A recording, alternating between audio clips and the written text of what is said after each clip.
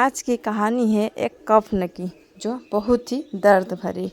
चलिए स्टार्ट करते हैं। यह कहानी गांव के एक हरिचंद्र परिवार की है। उस परिवार में घीसू, उसका बेटा माधव और उसकी गर्भवती पुत्रवधू, यह 3 सदस्य थे। घीसू और माधव दोनों अव्वल दर्ज के कामचोर और आलसी थे। जब घर में उन्हें कुछ खाने को न मिलता तो वह दूसरों के खेत से मटर, आलू आदि चोरी करके अपना पेट भर करते थे।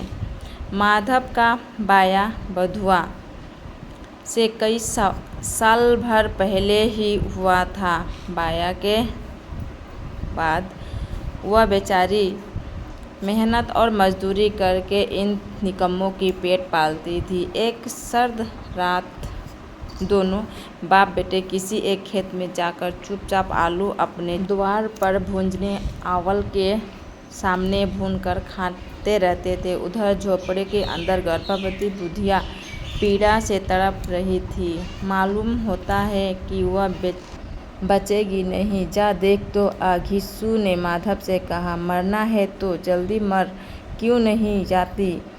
देख कर क्या करूँगी? माधव ने कहा, तू बड़ा ही बेदर्द है। साल भर जिसके हाथ सुख चैन से रहा, उसके साथ इतनी बेवफाई। घीसू ने कहा। इस पर माधव ने कहा, मुझसे उसका तड़पना और हाथ पांव पटकना नहीं देखा जाता। घीसू ने आलू निकालकर छीलते हुए कहा, जाकर देख तो क्या दशा है उसकी। माधव को भय था कि वह कोठरी में गया तो घीसू आलूओं का बड़ा भाग साफ कर देगा। दोनों जल्दी जल्दी आलूओं को आग से उठाकर खाने लगे। आलू खा कर दोनों ने पानी पिया और वही अव्वल के सामने अपनी धोतियाँ ओढ़ कर पाँव पेट में डाल सो गया। सवेरे माधव ने कोठरी में जाकर देखा तो बुढ़िया मरी पड़ी थी। माधव भागा हुआ घीसू के पास गया और दोनों जोर जोर से छाती पीटकर रोने लगे। उनका रोना धोना सुनकर पड़ोसियों ने उन्हें समझाने लगे। बाप बेटे रोते हुए गांव के जमींदार के पास गए तो वह इन दोनों की सूरत से नफरत करता था। वह कई बार इन्हें चोरी करने के लिए और वादे पर काम करने आने के लिए अपने हाथों से पीट चुका था। घीसू ने जमीन पर सिर रख और आंखों में आंसू भरे हुए कहा, सरकार, बड़ी विपत्ति है, मैं हूँ। माधव की घरवाली रात को गुजर गई। सरकार की दया होगी तो उसकी मिट्टी उठेगी, यूँ तो बुलाने पर भी नहीं आता। आज जब जरूरत पड़ी तो आके खुशामद कर रहा है। जमींदार ने कूटते हुए 2 रुपए निकाल कर फेंक दिया। जब जमींदार ने 2 रुपया दिए तो गांव के बनिए महाजनों को इकार का साहस कैसे होता। 1 घंटे में आंसू के पास 4 रुपया की अच्छी रकम जमा हो गई। इस रकम से दोपहर को आंसू और माधव बाजार से कफन लाने गए। इधर लोग अर्थी के लिए वापस काटने लगे। बाजार से पहुंचकर घीसू बोला, लकड़ियाँ तो उसे जलाने भर को मिल गई हैं, अब चलो कोई हल्का सा कफन ले लेते हैं। हाँ, लाश उठाते उठाते रात हो जाएगी, रात को कफन को देखता है। माधव बोला। दोनों बाजार में इधर उधर घूमते रहते हैं। पूरा दिन बीत जाने के बाद दोनों आंखों आंखों में इशारेबाजी करते हुए शराब खाने पर पहुंच गए। वहां से शराब की बोतल खरीदी और राय बरामदे में बैठकर शांतिपूर्वक पीने लगे। जल्द ही दोनों को शुरू हो गया। घिसू बोला, कफन लाने से क्या मिलता, आखिर जल ही जाता तो जाता। इस पर बेटे ने कहा, लेकिन लोगों को क्या जवाब देंगे।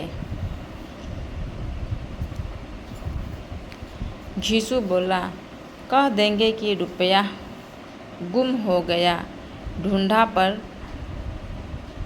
मिला नहीं। बड़ी अच्छी थी बेचारी, मरी भी तो खूब खिला पिला कर आधी बोतल से ज़्यादा उठाने के बाद घिसू ने दुकान से 2 सेवपूरियाँ, चटनी, अचार और कलेजियाँ मंगवाई।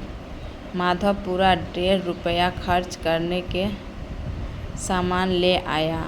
अब सिर्फ आधे से ही पैसा बचे थे। ना जवाब देने का खौफ था, ना बदनामी की फिक्र थी। इस सब भगवान के इन्होंने बहुत पहले ही जीत लिया था।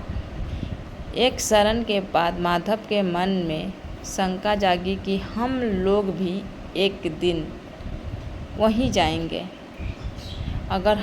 अगर हमसे लोग पूछेंगे कि हमने कफन क्यों नहीं खरीदा, तो क्या कहेंगे, तुम कैसा जानता है